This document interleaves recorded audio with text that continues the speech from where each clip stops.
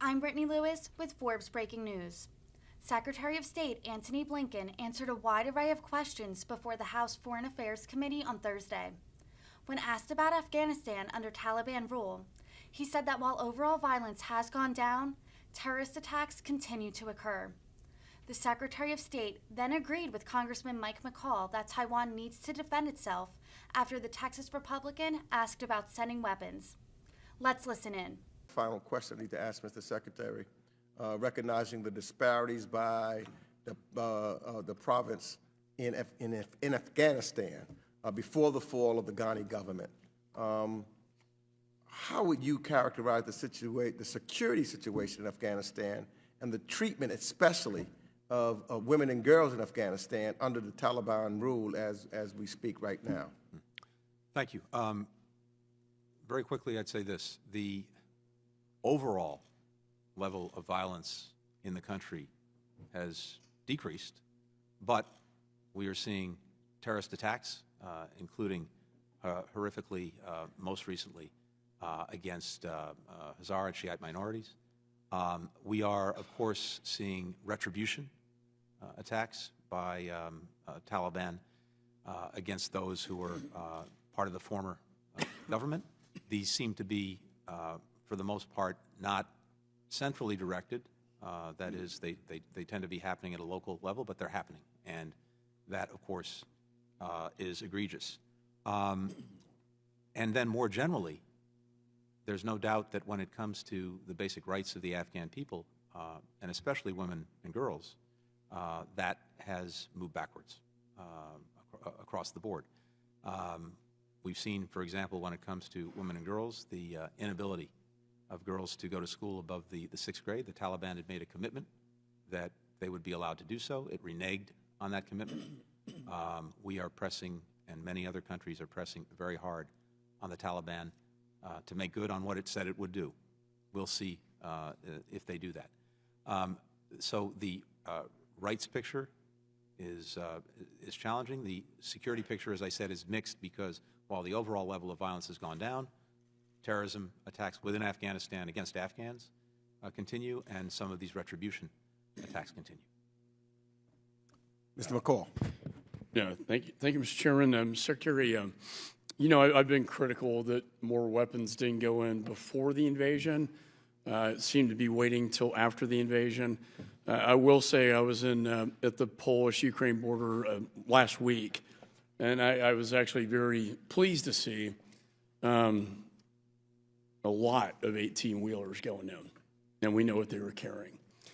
But Zelensky said if we had access to all the weapons we need, which our partners have and which are comparable to the weapons used by the Russian Federation, we would have already ended this war.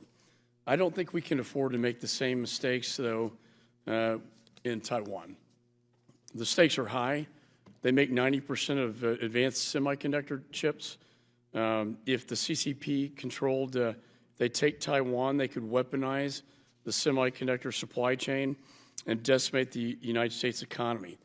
A CCP-controlled Taiwan would give China a physical base in the first island chain that would cut the U.S. off from our allies and put us at a strategic disadvantage to future aggression and our type of Solomon Islands and that security agreement. My question, very quickly, the chairman and I do sign off on foreign military weapon sales.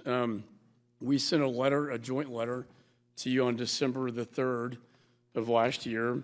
There are about 10 weapon systems. I won't go into detail on all of them, but all very important. When I met the ambassador from Taiwan, she said, I have not received any of these.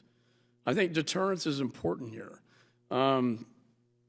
And we wrote to request notification of the pending shipment of these sales to Taiwan.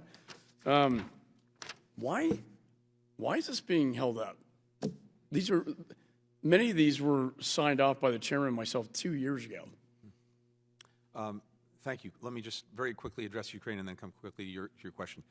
First on Ukraine, again, with great appreciation for everything that you've done, that the chairman has done and continue to do, and we've got to keep doing together.